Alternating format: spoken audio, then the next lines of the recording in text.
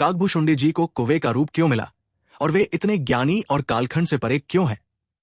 इसे समझने के लिए उनकी संपूर्ण कथा को जानना आवश्यक है। ये कथा इस प्रकार है। ये उस समय की बात है जब भगवान राम और लक्ष्मण नागपाश में बंध गए थे। हनुमान जी ने गरुड़ जी को लाकर नागपाश को काटा और भगवान राम और लक्ष्मण को मुक्त किया। हालांकि गरुड़ जी के मन में यह संदेह उत्पन्न हुआ कि यदि भगवान राम वास्तव में भगवान है तो वे नागपाश जैसे तुच्छ बंधन में कैसे बंध सकते हैं? इस प्रश्न का उत्तर पाने के लिए उन्होंने सभी देवी देवताओं से पूछा। जब कोई संतोषजनक उत्तर नहीं मिला तब भगवान शिव ने गरुड़ जी को काकभूषुंडी जी के पास जाने का सुझाव दिया।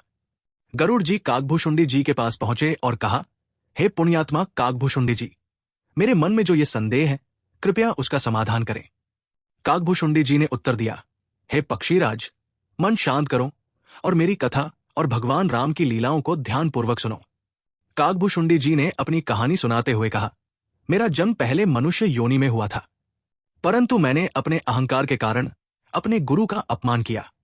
इस पाप के कारण भगवान शंकर ने क्रोधित होकर मुझे श्राप दिया। उन्होंने आकाशवाणी के माध्यम से कहा, हे धूर्त, बृहस्पति जैसे गुरु का अनादर करने वाले, तू बासनों की तरह अधर्म से युक्त रहेगा और लाखों वर्षों तक नरक में पड़ेगा। जब मेरे गुरु ने भगवान शंकर से मेरी रक्षा की प्रार्थना की तब भगवान शंकर ने कहा, मेरे वचन व्यर्थ नहीं जा सकते, लेकिन मैं ये वरदान देता हूं कि यमदूत तुझे कभी परेशान नहीं करेंगे। लाखों जन्मों के बाद एक ऐसा जन्म आया जब मेरे भीतर भक्ति का बीज अंकुरित हुआ। हालांकि मेरा अहंकार अब भी समाप्त नहीं हुआ था। उस समय मैं अपने मित्र के साथ लोमस ऋषि की कथा सुनने गया। वहां सरगुण और निर्गुण भगवान की महिमा का वर्णन हो रहा था। मैंने अपने अज्ञान के कारण कहा, सरगुण तो नाशवान है, मैं केवल निर्गुण भगवान की भक्ति करना चाहता हूं।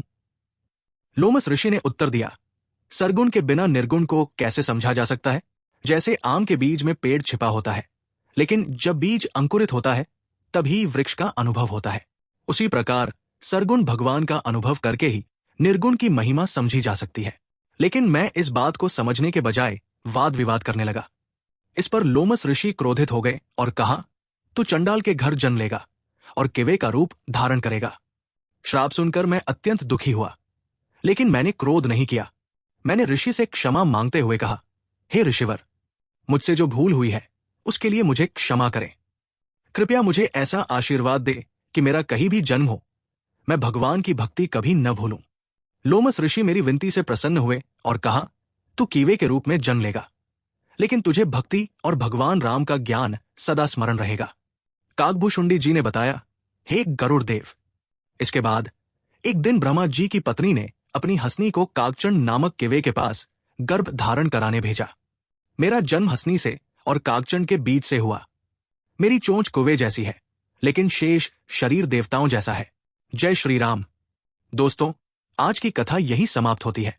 अगर आप अगले भाग में जानना चाहते हैं कि काकभूषुंडी जी ने गरुड़ जी के प्रश्न का उत्तर कैसे दिया, तो कमेंट करें और वीडियो को लाइक व शेयर करें। धन्यवाद।